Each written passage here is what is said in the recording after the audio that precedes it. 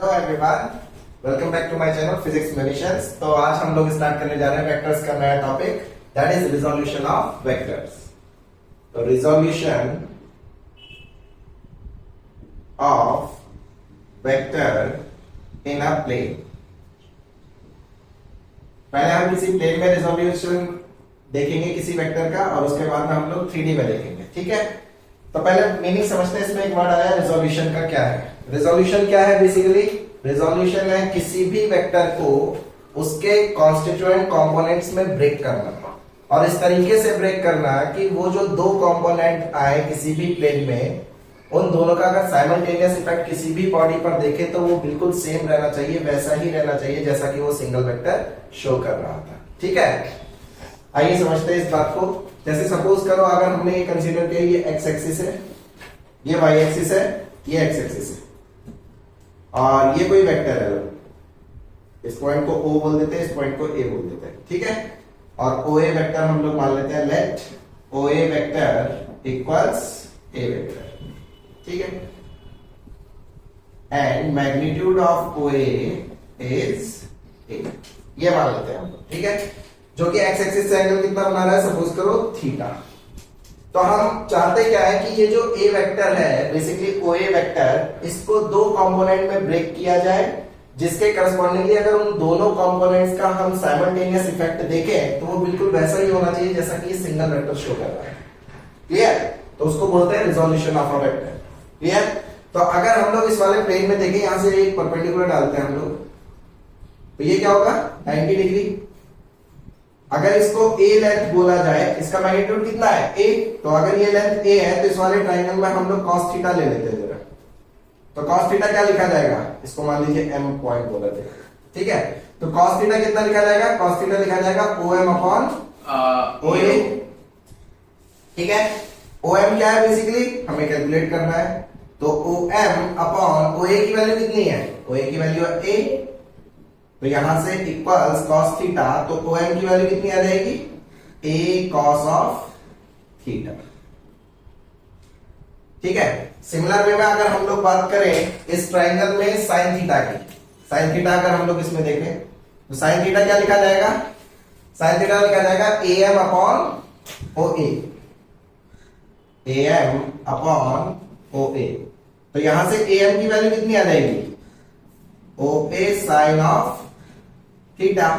तो a कितना है a, तो a साइन ऑफ थीटा। अच्छा, हम लोग इसको am को और ये जो OM है इसको बोल सकते हैं x component of OA vector. Here हम लोग क्या बोल सकते हैं, OM equals a cos theta is known as, इसको क्या बोल सकते हैं हम लोग, x कंपोनेंट। ठीक है, x component of OA vector. And similar way में ये कितना हो जाएगा,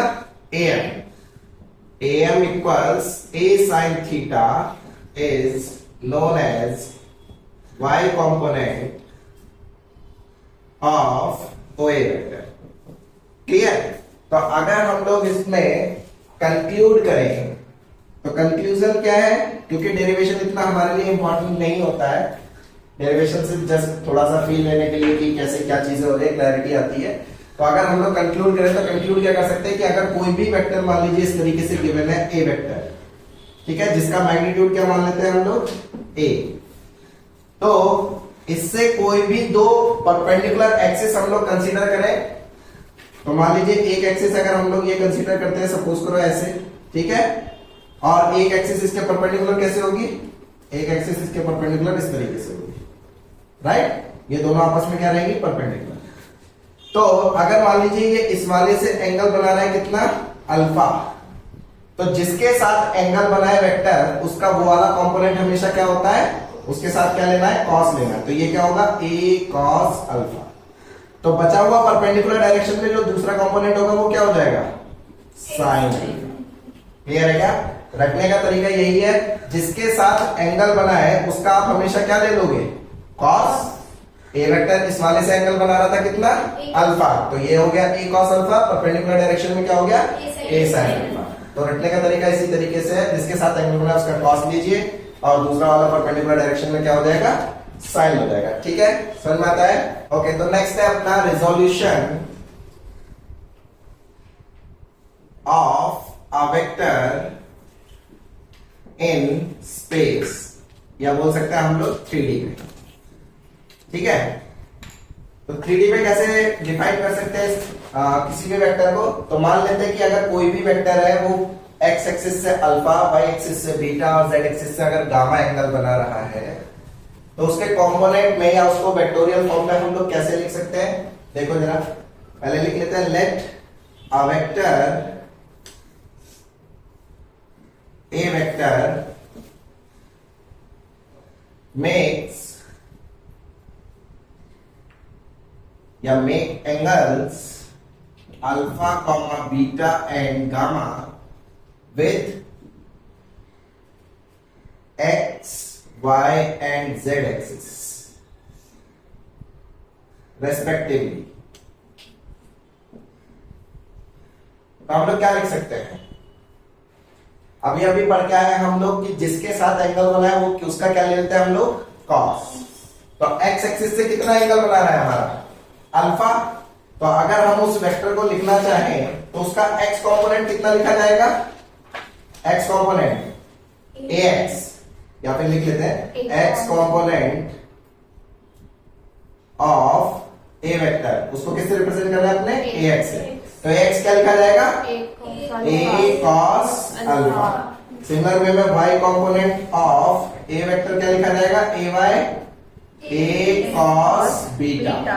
ठीक है ना, जिसके साथ एंगल बना है, क्योंकि इसमें क्या है, ये 3D में है। तो अगर मान लीजिए इस तरीके से हमारे पास में 3 एक्सिस है और कोई भी हमारे पास में जो वेक्टर है वो इस तरीके से एंगल बना रहा है, तो ये कोई जरूरी नहीं है अगर x एक्सिस से अल्फा एंगल बनाए तो y एक्सिस से जो है वो कितना एंगल बनाए, 90 माइनस अल्फा बनाए। तो ऐसा कोई जरूरी नहीं है। तो इसीलिए हम लोग क्या लिखते हैं, जिसके साथ एंगल बना है उसका क्या लेते हैं हमेशा, कॉस। सिमिलर वे में z कंपोनेंट कितना लिख सकते हैं हम लोग, az equals a cos gamma. अब किसी भी वेक्टर के अगर आपको x कंपोनेंट, y कंपोनेंट और z कंपोनेंट गिवन हो तो क्या आप उस वेक्टर को लिखना जानते हैं? Answer is yes. कैसे लिखते हैं हम लोग? Therefore a vector can be written as ax, उसका magnitude x component multiplied by unit vector along x axis, that is i cap, plus ay j plus az k। Clear है? Simply ये value सारी की सारी उठा करके रख लीजिए, क्या मिलेगा, a cos alpha i cap plus a cos beta j cap plus a cos gamma k cap.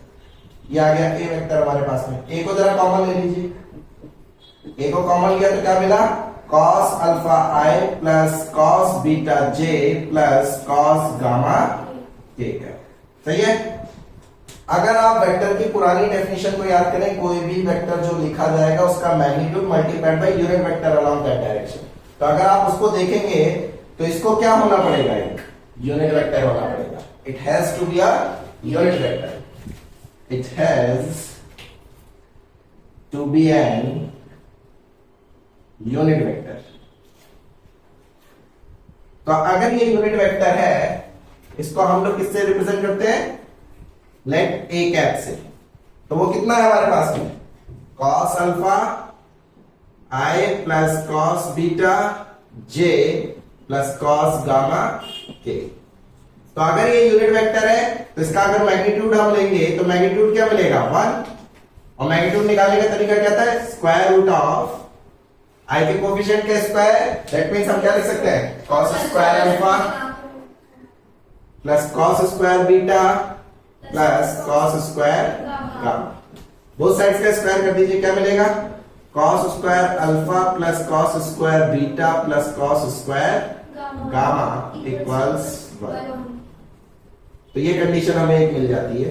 ठीक है, here cos alpha comma cos beta comma cos gamma is called या are called direction cosines of a given vector. इनको क्या बोलते हैं हम लोग? Direction cosines. ठीक है, तो कहने का मीनिंग क्या है कि अगर आपके पास में कोई भी वेक्टर गिवन है और हमसे बोला जाए डायरेक्शन कोसाइंस क्या होंगे, तो हमें क्या सिंपली कैलकुलेट करना है, एक्स एक्सिस से कितना एंगल बनाएगा उसका कॉस, वाई एक्सिस से कितना एंगल बनाएगा उसका कॉस, जेड एक्सिस से कितना एंगल बनाएगा उसका कॉस, तीनों का कॉस अगर हम लोग लिख लेंगे तो उसको हम लोग क्या बोलते हैं? Direction cosines. ठीक है, तो इन जनरल अगर हम लोग इसको देखें, इन जनरल डिराइव कैसे कर सकते हैं कि किसी भी वेक्टर के डायरेक्शन कोसाइंस अगर हम लोगों को कैलकुलेट करने हैं, तो देखो आसान तरीका है, कैसे समझते हैं। देखो, तो कोई भी वेक्टर है, लेट ए वेक्टर, उसको क्या लिख सकते हैं हम लोग? ए वेक्टर लिखा जा सकता है ए कॉस अल्फा आई कैप प्लस ए कॉस बीटा जे कैप प्लस ए कॉस गामा के कैप। ठीक है, इसमें से अगर हम लोगों को क्या चाहिए? कॉस अल्फा चाहिए। ठीक है, अगर कॉस अल्फा चाहिए तो कॉस अल्फा को क्या लिख सकते हैं?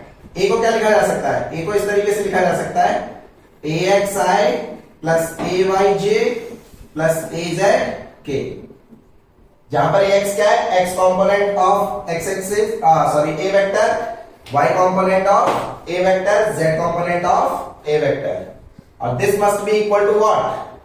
a cos alpha I cap plus a cos beta j cap plus a cos gamma k cap। अब सोचो अगर ये दो वेक्टर्स इक्वल है तो इसका मतलब इंडिविजुअली इनके i कॉम्पोनेंट आपस में क्या होंगे? इक्वल होंगे। तो अगर i कॉम्पोनेंट इक्वल करेंगे तो हम लोग क्या मिलेगा अपने को? i और j और z वाले, तो a cos अल्फा इक्वल मिलेगा अपनों को ax। तो यहां से अपनों को cos अल्फा की वैल्यू कितनी मिल जाएगी?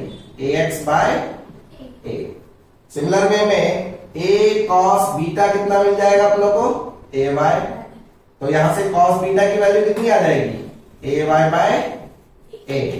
सिमिलर वे में क्या मिल जाएगा? a cos gamma equals az। तो यहां से cos गामा की वैल्यू मिल जाएगी az बाय। तो अगर हम लोग कंक्लूड करें, कंक्लूजन क्या है? कंक्लूजन ये एक तरीके से डेरिवेशन है हमारे लिए। तो कंक्लूजन क्या है जो हमें याद रखना है? वो क्या कहता है कि अगर कोई भी वेक्टर हमें गिवन हो ax i cap plus ay j cap plus az k cap, तो हमें अगर डायरेक्शन कोसाइंस लिखना है cos alpha, cos beta, cos gamma, तो वो कैसे लिखे जाएंगे? उसका x component divided by magnitude of that vector, comma y component magnitude of that vector, z component divided by magnitude of that vector, जहां पर मैग्नीट्यूड ऑफ ए वेक्टर क्या है? Square root of ax square plus ay square plus az square. Clear है? जैसे एक example अगर हम लोग बात करें तो ये कंक्लूजन है जो हमें याद रहना चाहिए। ठीक है, तो जैसे एग्जांपल की अगर हम बात करें, कोई एग्जांपल कंसीडर करते हैं। सपोज करो एग्जांपल है कोई वेक्टर गिवन है a vector equals i minus j plus 2k। Suppose करो आपसे बोले find direction cosines of a vector, तो हम लोग क्या लिख सकते हैं? सॉल्यूशन डायरेक्ट यूज करेंगे हम लोग। cos अल्फा, cos बीटा और cos गामा हमें चाहिए, राइट? तो क्या लिखा जा सकता है? cos अल्फा की वैल्यू i का कोफिशिएंट ax क्या है? x component of a vector. ठीक है, तो इसका i का कोफिशिएंट कितना है? 1। तो 1 बाय मैग्नीट्यूड ऑफ a। तो अगर हम लोग इसका पहले मैग्नीट्यूड ऑफ a कैलकुलेट करें तो वो कितना आ जाएगा? मैग्नीट्यूड ऑफ a कितना मिल जाएगा? स्क्वायर रूट ऑफ i का स्क्वायर, i के कोफिशिएंट का स्क्वायर प्लस -1 का स्क्वायर प्लस 2 स्क्वायर, कितना आ जाएगा ये? 4 1 5 6 रूट 6। तो कितना मिलेगा? 1 by root 6 comma -1 by root 6 comma 2 by root 6। तो यही क्या होंगे? हमारे डायरेक्शन कोसाइंस हो जाएंगे इसका सिंपली। तो हमें ये चीज याद रखनी पड़ेगी कि अगर कोई भी वेक्टर अपने को गिवन है तो उसका x कॉम्पोनेंट डिवाइडेड बाय उसका मॉड, वो cos अल्फा दे देगा जिसको हम लोग बोलेंगे। और अगर cos बीटा निकालना है तो y का j का component divided by magnitude of that vector, वो cos बीटा दे देगा, cos गामा के लिए z का component divided by magnitude of that vector. Clear है क्या? कोई कंफ्यूजन? ठीक। ओके, तो आइए इस पर एक क्वेश्चन ले लेते हैं हम लोग। सपोज करो अपन को एक डायग्राम गिवन है, ठीक है, एक्स वाई प्लेन है हमारे पास में, कोई ये ओरिजिन है और ये कोई वेक्टर गिवन है इस तरीके से, सपोज करो ऐसे, ये ओ ए वेक्टर, हमें ओ ए का मैग्नीट्यूड मान लीजिए गिवन है 10 यूनिट्स और ये एंगल अपने को दिया गया है मान लीजिए 60 डिग्री। तो हमसे पूछ रहा है find represent O A vector in terms of i cap and j cap.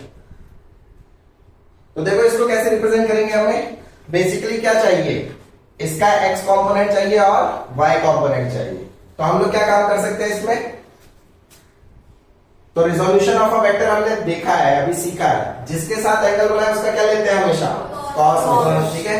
तो ये एंगल अपने को दिया है 60 डिग्री, तो इसका जो एक्स कंपोनेंट आएगा वो इस डायरेक्शन में आएगा, राइट। तो वो कितना आएगा, a cos 60, O A cos 60, ओ ए की वैल्यू कितनी है 10, तो इसका मतलब अगर ये 10 यूनिट्स लेंथ है तो इसकी वैल्यू कितनी हो जाएगी 10 cos 60। दूसरा कंपोनेंट नीचे आएगा या ऊपर आएगा, ऊपर, क्योंकि रिजल्टेंट हमेशा बीच में लाई करना चाहिए। तो ये कितना आएगा, ओ ए sin 60, सही है क्या। तो ये कितना मिल जाएगा 10 sin 60। अब इसको अगर वेक्टर फॉर्म में लिखना है तो वेक्टर फॉर्म में लिखने का कितना आसान तरीका देखो जरा, ये क्या हो जाएगा ए वाई और ये क्या हो जाएगा ए एक्स। तो अगर हमें ओ ए वेक्टर लिखना है तो ओ ए वेक्टर क्या बोलेगा, ओ ए वेक्टर कहेगा A X multiplied by unit vector. Unit vector किधर लिखेंगे, आई कैप लिखेंगे या minus I cap, minus I cap, क्योंकि ये इस डायरेक्शन में, तो minus I cap plus A Y into plus J, क्योंकि ऊपर की साइड है, राइट। तो वेक्टर क्या मिल जाएगा हमें, एक्स की वैल्यू कितनी है 10 cos 60 आई कैप प्लस 10 sin 60 जे कैप। तो माइनस 10 cos 60 की वैल्यू कितनी होती है आई कैप प्लस 10 sin 60 इज 2 से 5 टाइम्स, 2 से 5 टाइम्स। तो आंसर क्या है हमारा माइनस 5i प्लस 5√3 जे कैप। ये आ गया हमारा क्या, कोई वेक्टर इतने यूनिट्स। तो सिंपली हम लोगों को क्या है, अगर कोई वेक्टर गिवन है तो उसे हमें रिजॉल्व करके एक्स कंपोनेंट और वाई कंपोनेंट में कैलकुलेट करना आना चाहिए, और अगर एक्स वाई कंपोनेंट पता है तो उससे वेक्टर बनाना हमें आना चाहिए, ठीक है। तो इस तरीके से हम लोग कर सकते हैं। ऑलराइट, ओके, तो अपना नेक्स्ट टॉपिक है multiplication of a vector by a scalar. तो अगर किसी वेक्टर को हम लोग स्केलर से मल्टीप्लाई करते हैं तो क्या क्या चीजें होती है वो समझते हैं। ठीक है, सपोज अ वेक्टर, एक vector is multiplied by a real number lambda, then the vector lambda A has magnitude of lambda into A vector का magnitude and in the direction of A vector. अगर lambda 0 से बड़ा होगा मतलब lambda positive होगा। कहने का meaning क्या है, जैसे सपोज करो हमारे पास में कोई एक ए वेक्टर गिवन है इस तरीके से, ठीक है। अगर आप इसको 2 से मल्टीप्लाई करो सपोज करो, तो मैग्नीट्यूड जो मिलेगा नया वेक्टर का वो कितना मिलेगा 2a वेक्टर, ठीक है ना।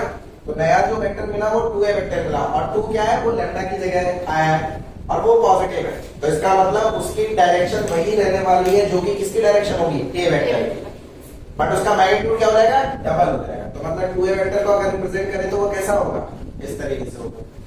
सोचो अगर इसको मल्टीप्लाई करें -2 से, तो मैग्नीट्यूड तो सेम रहेगा 2a वेक्टर के इक्वल, बट इसकी डायरेक्शन क्या हो जाएगी, ऑपोजिट हो जाएगी। तो अगर -2a वेक्टर हम लोग लिखे तो वो कैसा होगा, वो इस तरीके से। सही है, क्लियर है। जैसे अगर आपसे सिंपली एक फिजिक्स से रिलेटेड एग्जांपल लिया जाए कि if a force of 2 Newton is applied on a block of mass, suppose करो कितना 1 kg, ठीक है, मान लीजिए ये बोला जाए तो आपसे पूछा जाए if a force of kilonewton is applied on a block of mass 1 kg in किस डायरेक्शन में बोल रहे हैं हम लोग, सपोज करो in या 2 kg कर लेते हैं, in पॉजिटिव एक्स डायरेक्शन या negative x direction,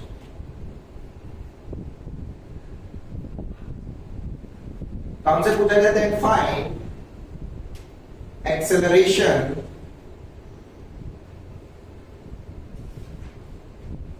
of block. यह क्वेश्चन सपोज करो क्या बोला गया कि if a force of kilonewton is applied on a block of mass 2 kg in negative x direction then find the acceleration of block। तो solution में देखो हम लोग क्या काम कर सकते हैं, बोला गया है कि ये हमारे पास में एक ब्लॉक है 2 kg का, इस पर एक फोर्स नेगेटिव एक्स डायरेक्शन में, मान लेते हैं नेगेटिव एक्स डायरेक्शन ये है, ठीक है, तो इस डायरेक्शन में क्या है, एक फोर्स लग रहा है इस तरीके से, कितने न्यूटन का, 2 न्यूटन का। तो हमसे पूछ रहा है इसका एक्सेलरेशन क्या होगा, मान लेते हैं एक्सेलरेशन क्या है, मूव ये इधर ही करेगा, यहाँ पर कोएफिशिएंट ऑफ फ्रिक्शन वगैरह नहीं है, स्मूथ सरफेस है, ठीक है, तो एक्सेलरेशन इसी डायरेक्शन में होगा।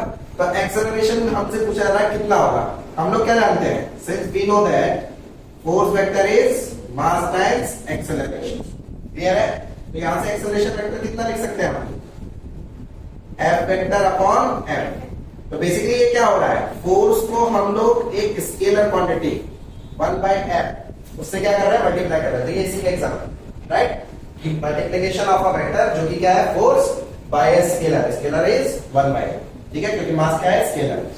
तो हम लोग रख सकते हैं, आप देखो जरा यहां से, तो a की वैल्यू क्या है हमारी, a वेक्टर की वैल्यू आ जाएगी 1/m, m कितना है 2 मल्टीप्लाइड बाय फोर्स वेक्टर कितना है 2, लेकिन किसके अलॉन्ग है, नेगेटिव एक्स डायरेक्शन, तो इसका मतलब हम लोग को क्या लिखना चाहिए, minus times of 2i, clear है, 2 से 2 कैंसिल आउट हो जाएगा, तो a की वैल्यू कितनी आ जाएगी, a की वैल्यू आ जाएगी माइनस i कैप मीटर पर सेकंड, क्लियर है, तो ये हमारा आंसर आ जाएगा। तो इस तरीके से हम लोग इसका यूज लेते हैं कि किसी भी स्केलर को सिंपली मल्टीप्लाई करने पर। तो कंक्लूजन यही है कि अगर किसी वेक्टर को आप पॉजिटिव रियल नंबर से मल्टीप्लाई कर रहे हैं तो उसका मैग्नीट्यूड उतने ही टाइम्स हो जाएगा, बट उसकी डायरेक्शन क्या रहेगी, सेम, और अगर आप नेगेटिव रियल नंबर से आप उसको मल्टीप्लाई कर रहे हैं तो उसका मैग्नीट्यूड उतने ही टाइम्स हो जाएगा, बट उसकी डायरेक्शन क्या रहेगी, ऑपोजिट हो जाएगी, ठीक है ना, क्योंकि मैग्नीट्यूड क्या होता है हमारा, स्केलर क्वांटिटी होता है, क्लियर है, तो वो केवल क्या कर देगा, उसके मैग्नीट्यूड को मल्टीप्लाई कर देगा, क्लियर है क्या, कंफ्यूजन, ठीक है। तो आज इस वीडियो में मैं इतना ही रख रहा हूँ, मिलते हैं हम लोग नेक्स्ट वीडियो में अगले टॉपिक्स के साथ। तो ऐसे ही वैल्यूएबल डिस्कशन के लिए आप मेरे चैनल को सब्सक्राइब कर सकते हैं। तो मिलते हैं हम लोग नेक्स्ट वीडियो में, चलो तब तक बाय बाय, टेक केयर।